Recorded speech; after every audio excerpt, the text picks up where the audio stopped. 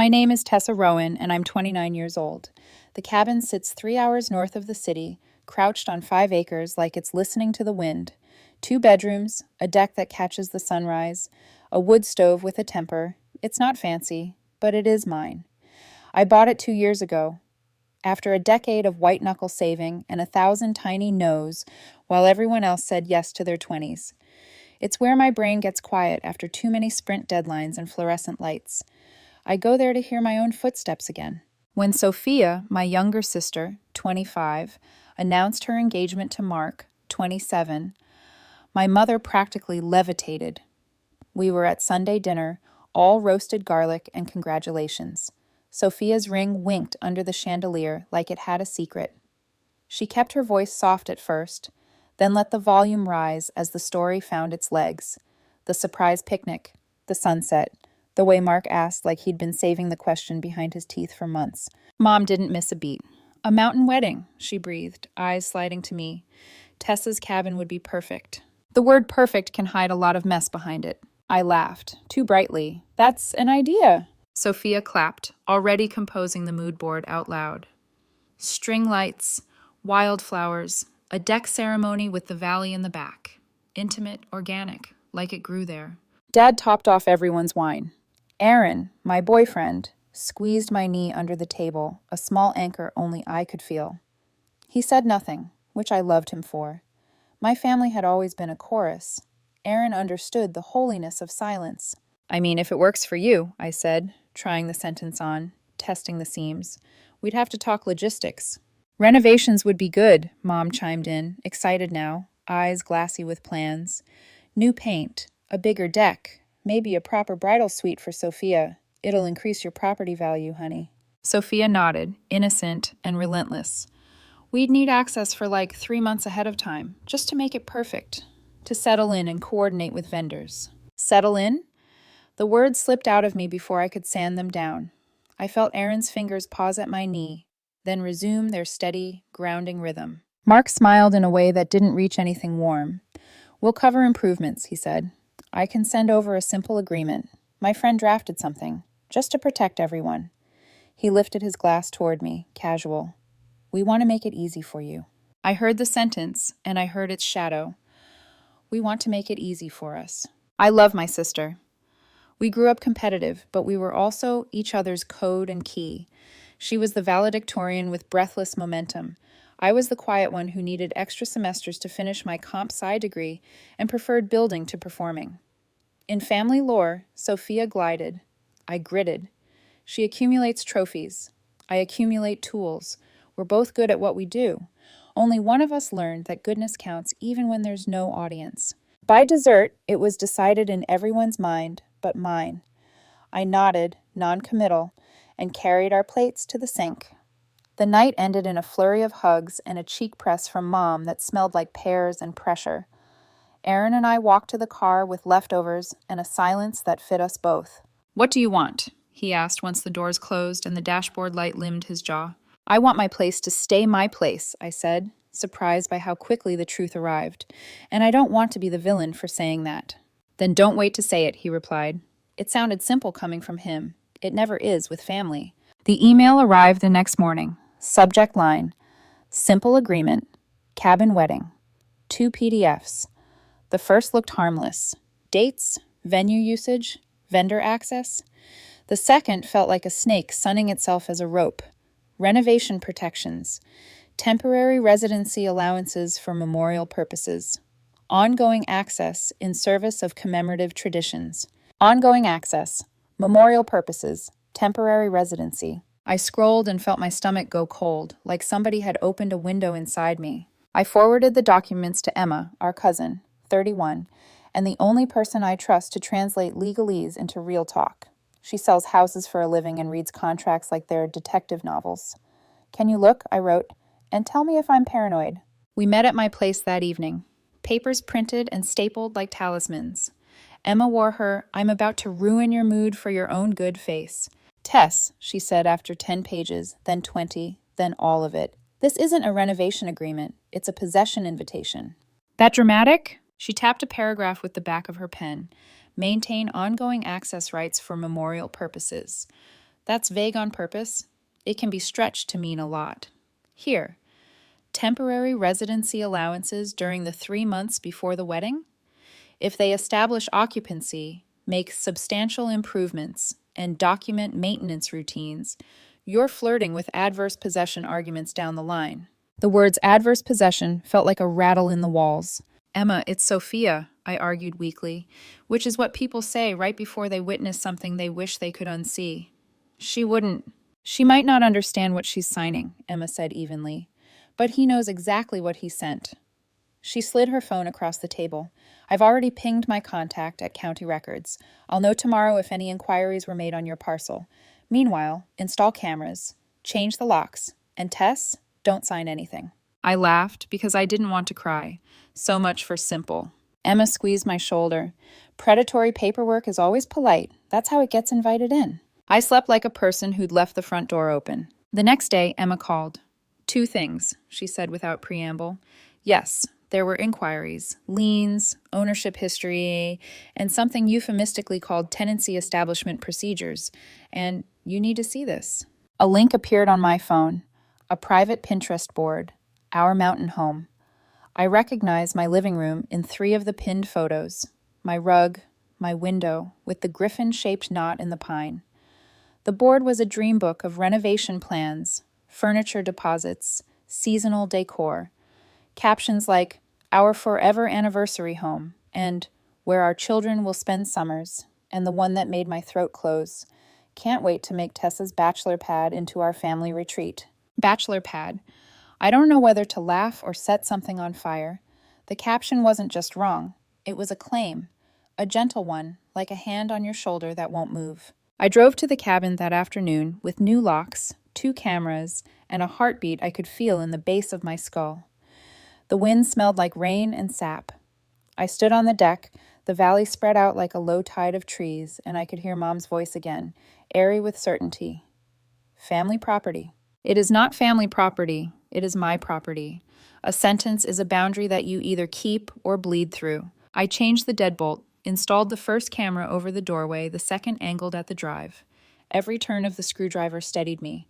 I could love Sophia and still keep the door closed. I could care and still say no. Back in the city, I drafted a reply to Mark's email. Courteous and cold. I won't be signing this agreement. If they wanted the cabin for the day of the ceremony, I'd consider a 1-day rental with clear terms. No overnights before or after, no modifications without explicit written approval, and no ongoing access after the event. My lawyer would send the draft. I stared at my cursor, the blinking question of it. Aaron leaned in the kitchen doorway like a comma. Send it, he said gently. I did. The whoosh sounded like a lock sliding home. That night, I lay awake and made a list in my phone, the way I do when the future starts moving furniture around in my head. What I can control, locks, cameras, documents I sign, the tone of my voice. What I can't, my mother's idea of perfect, my sister's Pinterest boards, the way a lawyer smiles when he says simple. When I finally slept, I dreamed of the cabin deck lit with soft strings of light, and every bulb was an eye that wouldn't blink. Morning brought my parents' group text, confetti emojis pinging like warning bells. Sophia's so excited, Marco poloed with Mom's, we'll make it perfect. Then a standalone message from Mark. Got your note, Tessa. I think your lawyer misunderstood our intentions. Let's keep this simple for Sophia. For Sophia. He'd turned my boundary into my betrayal. I didn't reply. I forwarded the thread to Emma. She called within a minute. Hold your line, she said, and be ready. They'll push. I know. I was already at my desk, pulling up the 1-day agreement template my attorney sent over. It had clean bones, dates, time windows, occupancy definitions, liability. No residency, no tradition clauses. No forever. I adjusted a clause about vendor access and stared out the window. Across the street, a stroller caught a wheel in a crack. The mother shook it free and kept moving. I wanted that. Hiccup, fix, proceed. But families aren't sidewalks. They remember where you've walked and who arrived first, and they turn that knowledge into maps with your name misspelled. I hit save. The document name felt like a promise. Rowan Cabin Wedding Day. Use only.pdf. Send. Whoosh. The sound of a gate closing just enough to be kind. My phone buzzed again. Emma. One more thing. I think the R Mountain Home Board is about to become a problem. What kind of problem? Public, she sighed. If it goes wide, the narrative won't be about your boundary. It'll be about your refusal to share.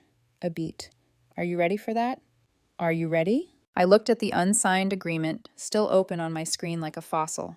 No, I said, but I'm ready to be ready. The cursor blinked. The clock on my stove ticked. Somewhere in the mountains, the deck waited under a sky that didn't pick sides. And in my inbox, the word simple curled its tail. The board went public before lunch. Emma sent a single-word text, live, with a link and a screenshot where the tiny padlock icon had vanished from the corner of our mountain home. Now the captions weren't whispers. They were announcements. Commenters, mostly Sophia's friends, were dotting hearts over mock-ups of my living room and debating if the master should be boho bride or Scandi minimalist mama. Someone wrote, claim it, queen. Family property should serve family. I closed my laptop and sat on the floor because chairs suddenly felt like a luxury. Erin slid down beside me until our shoulders lined up and said nothing, which was the right answer. I need to talk to her before this becomes gospel, I said, tasting metal, before Mom repeats it out loud enough times that it turns true. Emma called as I grabbed my keys. They know you sent the day use contract, she said. Group chat's warming up. Your mother already typed, it's only fair, then deleted it, then typed, we'll find a compromise, then sent that. Compromise, I echoed, half a boundary and a full resentment. Bring your calm voice, Emma said, and your spine.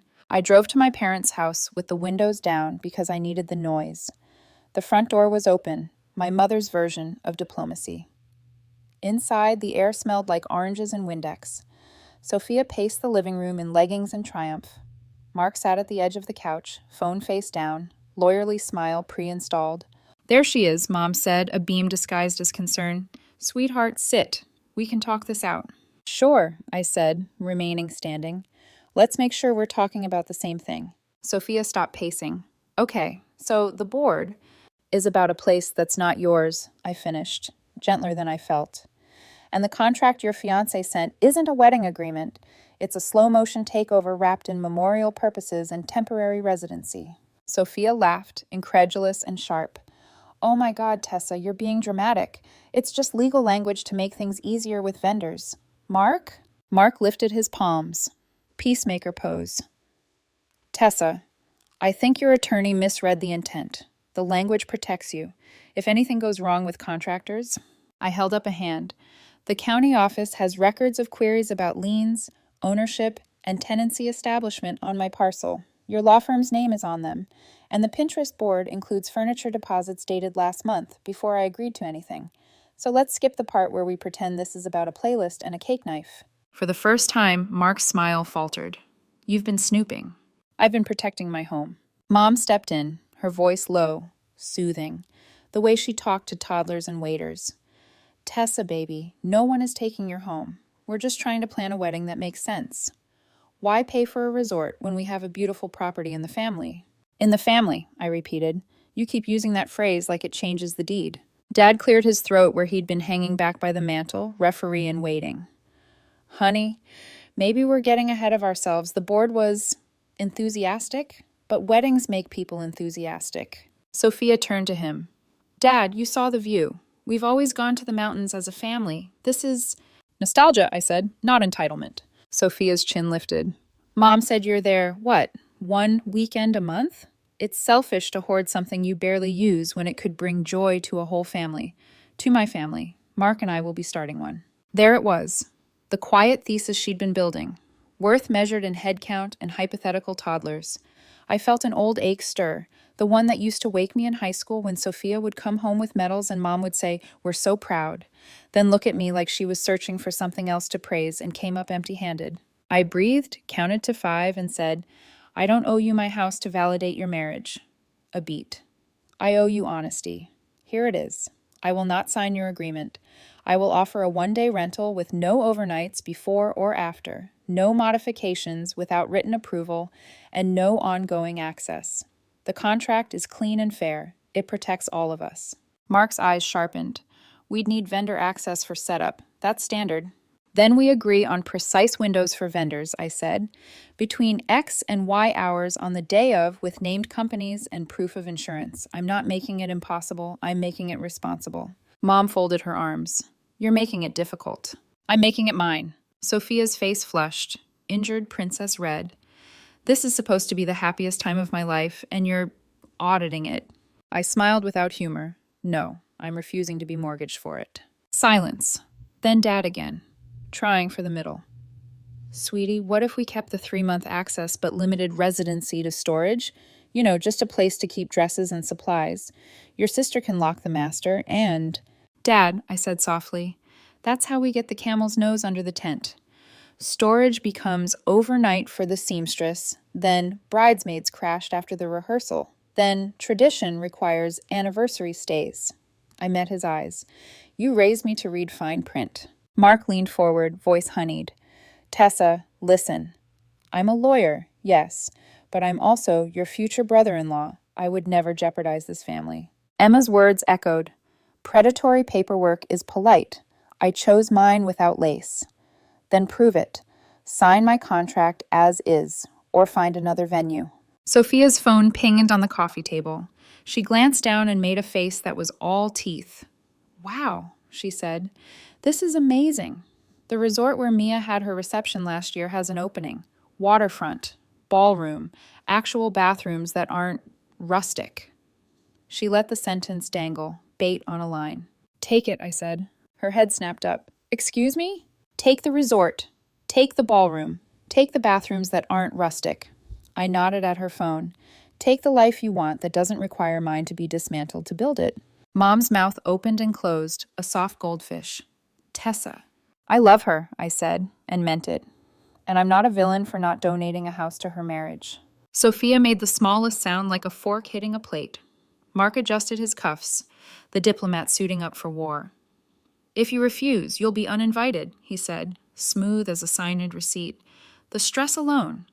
We have to prioritize Sophia's mental health. I stared at him, then at my sister, then back. You're uninviting me from a wedding I was supposed to host. Don't twist it, Sophia snapped. You're choosing this. What I was choosing? Locks. Cameras. One day. No forever. What I refused, to be negotiated into loving someone in a way that required losing myself. I picked up my bag. Send me your decision about the day-use contract by Friday at noon, I said, the deadline clean as the edge of a blade. After that, the cabin is not available at all. Mom's voice broke on my name. Tessa, please. Mom, I said, gentler than she deserved in that moment, I'm not the obstacle. I'm the owner. I walked out into the bright, merciless afternoon. On the way to my car, the side door swung open and Dad slipped out, closing it behind him like he could keep the argument from escaping. She's hurting, he said, hands in his pockets. I know, I said. So am I. He looked at the ground, at a dandelion pushing through the driveway crack. I never realized how much we said family when we meant Sophia. I didn't answer. He isn't the only one learning a new language. By the time I got home, the family group chat had detonated. My aunt, the one who never learned the sport of diplomacy, typed, "This isn't the first time Sophia claimed what wasn't hers," and added a long-ago story about a college roommate's car and shared ownership claims that made my stomach sink. Cousins chose sides. A second cousin I hadn't seen in a decade weighed in with, "Tessa always was selfish," to which Emma replied with a screenshot of the tenancy inquiry line item and the date stamp. My mother texted me privately. "We're disappointed you're making this complicated." I typed a reply, deleted it, typed another, deleted that too. Then I sent, "I'll always love you. I'm not signing away my home." Minutes later, a new post appeared. On Sophia's feed, a soft, focused selfie, captioned, "Sometimes the people closest to you can't handle your happiness. Protect your peace." No tags, but the comments didn't require a Rosetta Stone. Mark added a story slide of champagne flutes and the words, "Some things are better when you pay for quality." The resort logo in the corner did the translation. Aaron came in with takeout and the expression he saves for when I'm trying not to cry. "Eat first," he said. "Decimate later." Who says I'm decimating? "You alphabetize your rage," he said, handing me chopsticks. "That counts." We ate on the floor again, because superstition is just a pattern you declare sacred. I told him the whole thing from front to back. When I said the sentence about being uninvited, my voice stayed steady, which felt like winning something dull but useful, like a screwdriver. "What do you want to do tomorrow?" he asked. "Change the batteries in the cameras," I said, "and hike the ridge, and not apologize for existing." "Sounds like a plan." At midnight, my phone lit up with a message from Emma, a short audio file and the text, "From a friend at Mark's firm. One-party consent. You'll want to hear this in the morning." I stared at the waveform like it was a coastline I'd be asked to walk before dawn. The urge to press play was a toothache. I put the phone face down. "Tomorrow," I told the ceiling. "I'll learn what I need to learn tomorrow." I turned to Aaron. He was already asleep, his breathing a gentle metronome. I let it count me down. Outside, the city exhaled. Somewhere north, the cabin stood unrenovated, unrepentant, and mine. The wind ran its fingers through the tree line like it was testing a melody. I thought of the caption on the board, "Our forever anniversary home," and felt the words skim the surface of me without catching. Forever, like perfect, hides a lot of mess. Morning would bring the recording, and with it, proof that the mess wasn't an accident. I didn't need to wait until morning. Sleep quit on me around 4:17 a.m., leaving me staring at the faint glow of the phone face down on my nightstand. That little audio file pulsed like a heartbeat. I pressed play. A man's voice, steady, cocky, filtered through the speaker. "Oh yeah, the mountain cabin thing? It's genius. Her sister's sentimental. Their folks are soft. 3 months access, some memorial clause, and boom, established residency. We'll do a few upgrades, document it, and have legal legs. Free vacation home for the cost of string lights." He laughed. Someone else on the recording joined in. Then, "Lucas's, her, brother, whatever. Tessa? She won't even see it coming. Sweet, naive, easy Mark." It wasn't Mark's voice at first, but then came his. Smug, measured. "Family's family. You just have to position yourself right." That sentence cut deeper than any insult. He hadn't been marrying into the family. He'd been infiltrating it. I sent the file straight to Emma with the subject line, "Confirmation." Within minutes, she replied, "Good. Now we build a wall." The following weeks blurred into digital warfare. My parents believed it was all just a misunderstanding blown out of proportion. They thought a face-to-face talk could fix anything. Except by then, it wasn't about fixing. It was about proof. The wedding plans pivoted. Sophia announced they'd found a better venue, a lakeside resort with glass ballrooms, chandeliers, and floral arches that cost more than my down payment had. The family group chat went silent for 3 days before igniting again. My mom gushed about how stunning the resort was. My dad added a reluctant thumbs-up emoji. Then came the sting. "We've decided to keep the guest list small and stress-free. Tessa, we love you, but maybe it's best you just relax that weekend." Translation: "You're uninvited from the wedding that almost cost you your home." I stared at the message until the words lost their shape. Aaron saw the look on my face, walked over quietly, and took the phone from my hand. "Hey," he said softly, "you held your line. You don't get punished for that." I tried to smile, but the truth was hollow. "You ever notice how boundaries make you look like the villain in your own family?" He nodded. "Only to people who benefited from you not having them." The wedding day arrived 3 months later. No invitation, no contact, just social media proof that the world kept spinning without me. Emma sent me screenshots, not to hurt me, but because she knew I'd rather see than imagine. Sophia in lace, Mark in a tailored gray suit, my parents smiling too hard. It looked perfect. Perfect hides mess. I'd learned that lesson. Aaron took me hiking that weekend.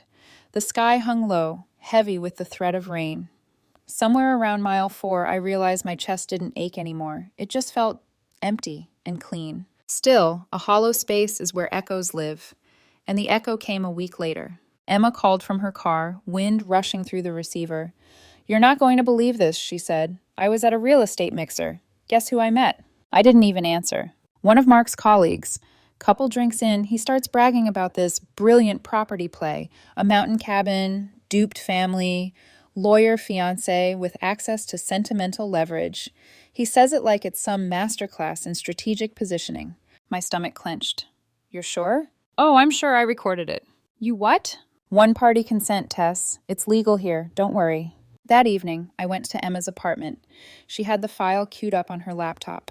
The voice was the same one from the first clip, the colleague. Only this time, the context was clearer. He laughed as he described how Mark almost landed a six-figure property with a few renovation receipts and a marriage license. Almost, Emma repeated, clicking pause. He said almost, which means they all know you stopped it.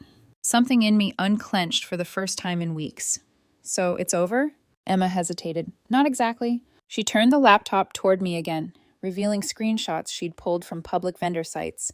Invoices, orders, bookings, all directed to my cabin's address. Sophia and Mark had already paid deposits on furniture deliveries scheduled for dates before I even agreed. Contractors listed Rowan Cabin renovation as upcoming projects. There were even forms for mailing address updates with utilities, never submitted but drafted. They were preparing to live there, Emma said quietly, not just use it for the wedding. Live. And they weren't even subtle about it. I felt dizzy. They did all this while pretending to wait for my answer. Exactly. For a long time, the only sound in the room was the hum of her fridge. Finally, I said, send me everything. I'm forwarding it to Mom and Dad. They deserve to know exactly who they were defending. That night, I composed the email slowly, like I was writing an autopsy. I attached the recordings, the invoices, the county inquiries, the screenshots from our mountain home. Then I typed a short message. I wanted you to see the full picture. I'm not asking for sides. I just need you to understand why I drew the line. When I hit send, my hands were shaking. The next morning, Mom called crying. Not defensive this time.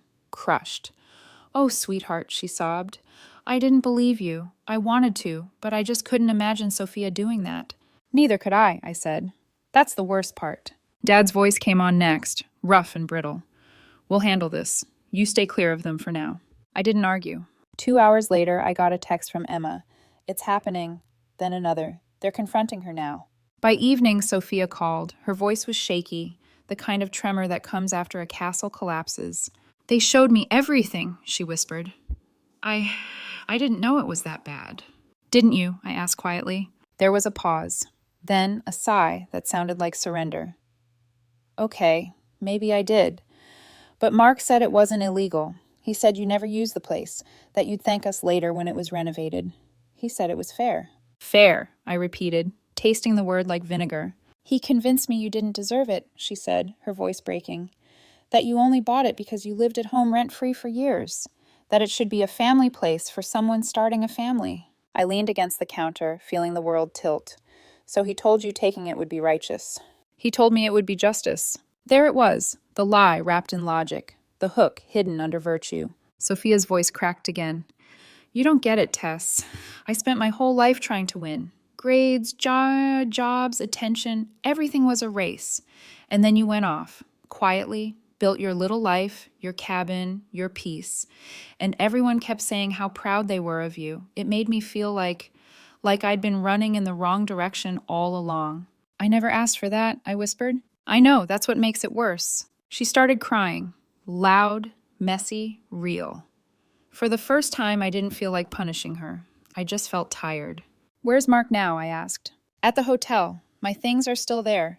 I don't even know if I should go back. Then don't, I said. Come home. Not to my cabin, to Mom and Dad's. Be safe first. We'll figure the rest later. She didn't answer right away. Then, in a small voice, I'm sorry, Tess. For the board, for the lies, for making you the villain in a story you didn't even write.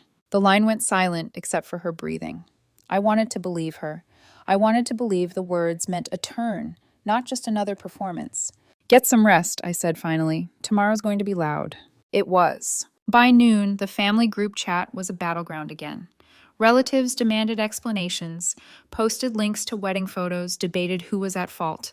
My aunt, Emma's mom, typed, maybe next time everyone listens to the quiet one first.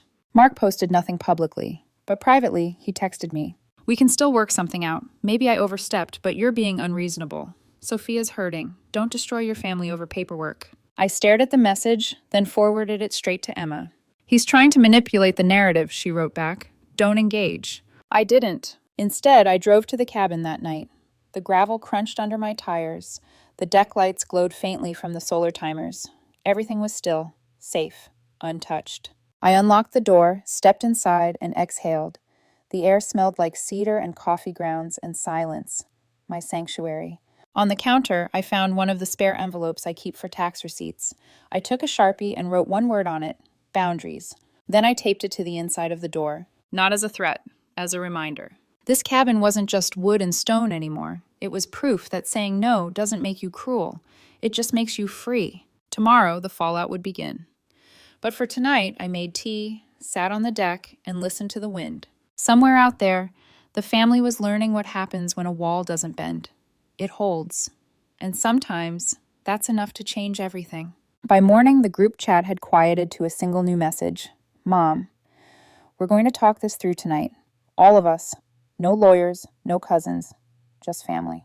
It sounded like a peace offering, but I knew that tone. It was Mom's "let's sweep it under the rug before the neighbors see" voice. I didn't answer. Emma texted almost immediately after, "You're not going alone." She didn't need to say more. That evening, I parked in front of my parents' house again, the same driveway where I'd once practiced rollerblading, where Sophia and I used to play wedding with pillowcases as veils. Now, the house felt like a courtroom. Inside, the lights were dim. Mom had arranged coffee and tissues like she was expecting tears. Sophia sat curled on the sofa, pale and puffy-eyed, while Dad leaned on the mantel as if he was bracing the house itself. Mark was there too, standing behind the couch. He looked like a man who'd spent hours rehearsing contrition in front of a mirror. "Tessa," Mom began, "thank you for coming. We all want to clear the air." "Good," I said, taking a seat across from Sophia, "because there's a lot of smoke." Mark started first. Of course he did. "Look, I admit I should have been clearer about the contract. My intention was to protect everyone. Maybe I used the wrong language. Maybe it got too complicated." "Ongoing access rights isn't complicated," I said evenly. "It's calculated." He exhaled, the picture of calm exasperation. "I'm a lawyer, Tessa. It's my job to be cautious." Emma, sitting beside me, pulled out her folder. "Is it also your job to file inquiries about tenancy establishment under your firm's name for a property you don't own?" Mark's jaw flexed. "That was preliminary research." "And the contractor deposits under your name?" she asked, sliding printed invoices across the table. "Also preliminary?" He didn't answer. Dad turned to Sophia, his voice quiet but hard. "Did you know about this?" Sophia swallowed. "Not all of it." Emma kept going, relentless. "Furniture orders? Utility address changes drafted but unsent. A private Pinterest board describing our forever anniversary home. Those aren't misunderstandings, Mark. Those are plans." Sophia covered her face. "He said it was normal, that everyone in real estate does this, establishing intention, laying groundwork." I looked at her, my throat tight.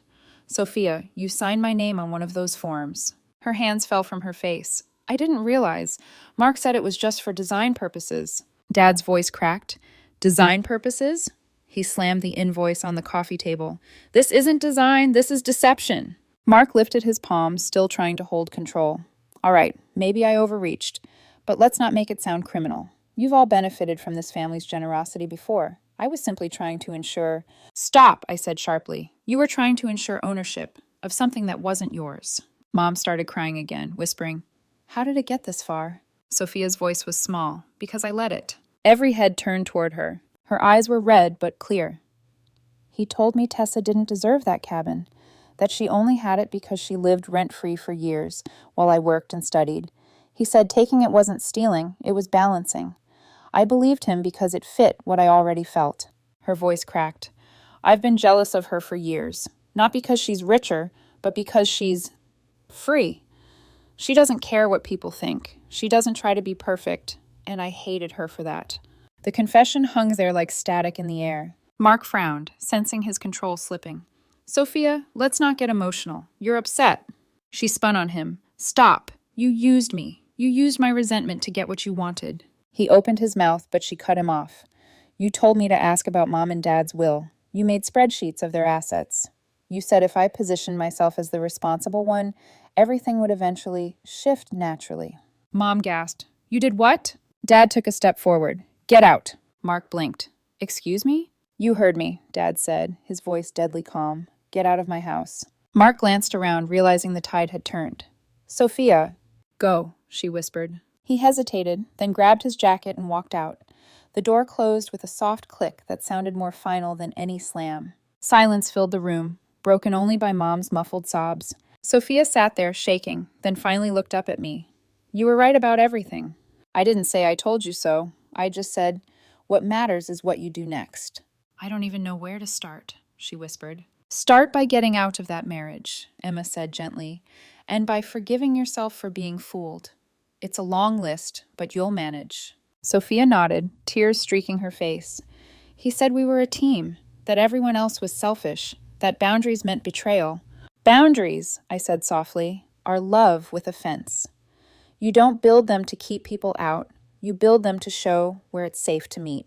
She cried harder then, real tears this time. Not the kind she used to weaponize, the kind that rinsed something out. Over the next few days, the fallout spread like wildfire. Mark tried damage control. First to my parents. It's all a misunderstanding. Then to Sophia. I only did it for us. And finally to me. You're blowing this out of proportion. I didn't reply. But Emma forwarded one last piece of evidence she'd uncovered. A financial disclosure revealing Mark's mountain of debt, law school loans, credit cards, and a failed business. The cabin scheme wasn't greed. It was desperation dressed in confidence. When I sent that file to Sophia, she responded with 3 words. I filed today. Divorce. Weeks passed. The noise dulled. My parents barely spoke for a while, each retreating into separate corners of guilt. Mom replayed every conversation. Every time she'd said, family helps family. Dad threw himself into fixing things he couldn't fix, repainting the porch, reorganizing the garage. Sophia moved back home. Therapy twice a week. No social media, just quiet. Emma visited me one weekend at the cabin. We sat on the deck watching the valley dissolve into gold. She's trying, Emma said. Therapist says the competition thing runs deep. Your mom kind of raised you both like you were in a race. Yeah, I said. I just quit running sooner. Emma laughed softly. You were never racing them. That's what burned her up. I thought of Sophia, her trophies, her degrees, her perfect Instagram life that crumbled like paper mache under rain. Do you think she'll be okay? She's learning to be real, Emma said. That's harder than being perfect. We fell quiet. The wind carried the faint scent of pine resin and rain. Somewhere below, a hawk cut across the horizon, free and unbothered. I leaned back, the old wood creaking beneath me. For the first time in months, the quiet didn't feel like tension. It felt like peace. The next chapter wasn't about revenge. It was about rebuilding, carefully, honestly, with the right people this time. But that, I knew, was only the beginning. 6 months later, the cabin was exactly the same. Same creaking deck boards, same smell of cedar and coffee, same stubborn window latch that refused to shut unless you sang to it. But everything else had changed. Sophia had moved back into our parents' house after filing for divorce. Mark vanished into a fog of debt collectors and angry voicemails, which I learned about only through Emma's updates. My parents, humiliated but trying, began therapy too. Couples counseling, family sessions, anything that promised repair. And me? I started learning what it meant to forgive without reopening the wound. Sophia texted me first. Coffee, just the 2 of us. No lawyers, no tears. I stared at it for 10 minutes before replying. Okay, neutral ground, 3 p.m., the Lantern Cafe. When she walked in that afternoon, she looked smaller, not physically, but like someone who'd finally put down a heavy bag she'd been carrying for years. Her hair was tied back, makeup minimal, fingers fidgeting with a napkin. Tess, she said, almost shy. Thanks for coming. I nodded. You look better. She gave a hollow laugh. Better is relative. My therapist says I'm in the unpacking phase, which apparently means crying in the car between sessions. That sounds like progress. It is, she admitted. It's awful, but it's honest. We sat in silence for a bit, the hiss of the espresso machine filling the gaps. Finally, she said, you were right about everything, about boundaries, about Mark, about me. I wasn't trying to be right, I said quietly. I was just trying to survive. Sophia's eyes filled, but she didn't look away. You know the weirdest part? The therapist asked me what success means to me, and I couldn't answer. For 25 years, I thought success was winning. Grades, jobs, applause. But now, after everything fell apart, I realized I never stopped to ask why I needed to win at all. I nodded. You were running someone else's race. She smiled faintly. Yeah, and you walked off the track and built a cabin. Our meetings became weekly. Sometimes it was coffee, sometimes just a walk in the park. Not forgiveness exactly, more like an armistice. Some days we talked like sisters again. laughing about old memories. Other days, the air grew heavy with unspoken guilt. One afternoon, she said, "Do you ever think Mom and Dad made us like this? Not on purpose, but..." Every compliment came with a comparison. "Yeah," I said. "They raised us like we were science fair projects competing for ribbons." Mom told me last week she's learning to compliment without comparing. She said, "Tessa has her cabin and Sophia has her courage." Then she cried for 20 minutes. I smiled. "That's new." "She's trying," Sophia said softly. "We all are." A few weeks later, Emma joined us at the cabin for dinner, the first time Sophia had been back since the confrontation. She stood at the edge of the deck, watching the valley below. "It's smaller than I remembered," she said. "It always is when you're not trying to conquer it," I replied. She laughed, a little embarrassed. "I can't believe I almost ruined this place." "You didn't ruin it," I said. "You just taught me how much it matters." Emma, setting down a tray of roasted vegetables, added dryly, "And you gave me enough legal drama for 5 years' worth of dinner stories." We all laughed. Real laughter, the kind that doesn't need to prove anything. After dinner, we sat around a small fire pit. Sophia poked the embers with a stick and said, "You know what therapy taught me? I was addicted to approval. I thought if people loved me, I'd feel safe. But it never worked. It just made me hungrier." I understood that hunger. I'd just learned to starve it differently. "So what now?" I asked. "Now," she said, "I learn how to like myself without a scoreboard. And I build something of my own. No schemes, no shortcuts. Just me." Emma raised her glass. "To healthy detachment and signed deeds." We clinked glasses. The fire crackled. The night didn't feel heavy anymore, just honest. A month later, our parents suggested something I never thought I'd hear again, a family gathering at the cabin. "Thanksgiving." I hesitated. "You think that's a good idea?" Mom's voice on the phone was gentle, different somehow. "I think it's the only way to make new memories over the old ones. We don't want to take your space, just borrow a table for a day." And for the first time in a long time, I said yes. Thanksgiving came crisp and golden. The air smelled like pine and cinnamon. Aaron came with me early to help set up. We strung lights along the railing, the same string lights Sophia had once pinned to her Pinterest board. Only now they didn't represent theft. They represented healing. When my family arrived, I half expected old ghosts to follow them in, but they didn't. Mom hugged me like she meant it. Dad brought firewood and awkwardly apologized for not reading the fine print of human behavior. Emma laughed, and the ice cracked open. Dinner was clumsy but warm. Conversation stumbled, but it stayed honest. When Sophia reached for the gravy boat, her sleeve brushed mine. She smiled, hesitant. "Thanks for letting us be here," she whispered.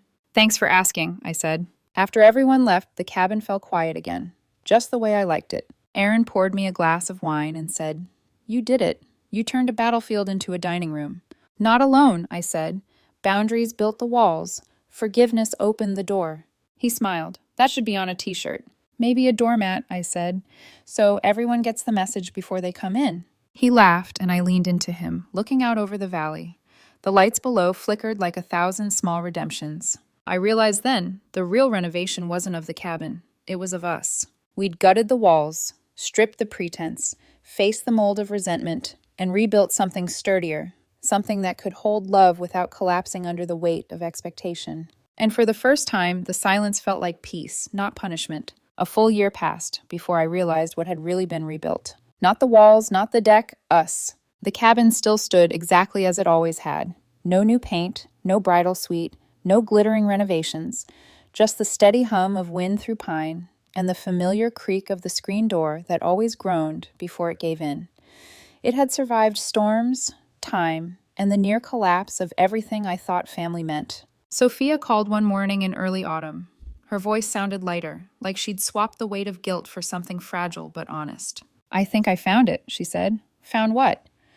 "My place, a condo downtown. Small, 1 bedroom, terrible view, but it's mine." I smiled before I could help it. "You bought it?" "Almost. The bank pre-approved me. I'm doing this the right way this time. No shortcuts, no schemes, just saving, signing, earning." She paused. "Smaller than your cabin, but mine." The words hit me like sunlight through fog. "That's all that matters, Soph," I said. "That it's yours." She moved into the condo 2 months later. I helped her carry boxes, and for the first time, I wasn't doing it out of guilt or duty. I wanted to. Her living room was barely big enough for a sofa and a fern, but she grinned like she'd just stepped onto a mountaintop. "This feels good," she said, running her hand along the wall. "It's not fancy, but it's paid for with honesty. Feels cleaner than any victory I ever chased." I nodded. "Clean wins last longer." She laughed. "That should be your next quote on a mug." I smiled. "You'd drink from it now." Mom and Dad came to see the condo the next week. Mom brought a potted orchid. Dad brought a toolkit. The symbolism wasn't lost on any of us. Mom to nurture, Dad to repair. They didn't bring comparisons this time. No, your sister has more space. Or, you should do what Tessa did. Just, we're proud of you. And when Mom slipped and almost said, "Sophia's doing so well, maybe you should," she caught herself mid-sentence. I mean, both my girls are doing well, in their own ways. That tiny correction felt like a tectonic shift. By winter, Sophia and I had found a new rhythm. She'd text me when therapy got rough, and I'd text her photos of the cabin's snowfall with captions like, "See, still standing." Sometimes she'd drive up on weekends, not to move in, not to claim anything, but to sit on the deck and watch the fog roll over the valley. One Saturday, she stood at the railing, mug of cocoa in hand, and said, "You know what's funny? I used to see this view and think, I want it. Now I just think, I get why she protects it." I looked at her profile, softer now, humbler. "You don't need to take something to understand it," I said. She smiled, eyes glistening. "Yeah, took me long enough." Thanksgiving came again. This time it was different. No unspoken tension, no cameras hidden in corners, no locked hearts pretending to be open. Just laughter, imperfect and real. Emma arrived with her partner. My parents brought pie and wine. Sophia came early to help cook, humming off key while she mashed potatoes. During dinner, Dad raised his glass. "To lessons learned," he said, his voice steady, "and to both my daughters, who finally taught me that boundaries don't break families. They rebuild them." We clinked glasses, and I swear I felt something settle, like a knot untied in the center of all of us. After dinner, when everyone left, I stood alone on the deck. The air was cold enough to bite, but it felt good. Real. I ran my hand along the wooden railing, tracing the grooves, the scars, the weathered spots that had survived every storm. This place had seen everything, the schemes, the heartbreak, the confrontation, and the healing. It hadn't changed. We had. I looked up at the sky, black velvet, full of stars, and whispered, "Thank you." Not to the cabin exactly, but to what it represented. Freedom, boundaries, redemption. Later that night, Sophia texted me a photo of her condo. String lights, a small rug, a bookshelf half full. "Home," she wrote. "Looks perfect," I replied. "Not perfect," she corrected. "Peaceful. There's a difference." I smiled. Peaceful sounded better anyway. When I first bought this cabin, I thought it symbolized independence. Now I see it symbolizes something else entirely. Truth. The truth that protecting what's yours isn't selfish. The truth that saying no can be an act of love. The truth that sometimes the storm has to hit before the foundation gets stronger. Sophia and I still argue, sometimes. Old habits echo like distant thunder. But when it happens, we pause, breathe, and start over. Because now we know the rules. The competition ended, the performance ended, and what's left is real. As I write this, snow begins to fall outside the cabin window. The fire crackles. My phone buzzes with a message from Sophia. "Dinner at my place next week. I'll cook." I type back. "Can't wait, and yes, I'll bring dessert." Then I set the phone down, pour another cup of tea, and smile to myself. The cabin still stands, untouched by their plans, but transformed by our growth. No renovations, no forever anniversary suite, no marble countertops. Just the same old wood, the same stubborn window, and a piece we built from the ruins of entitlement. For the first time in my life, I realized something simple. You don't have to own everything to be whole. You just have to own yourself.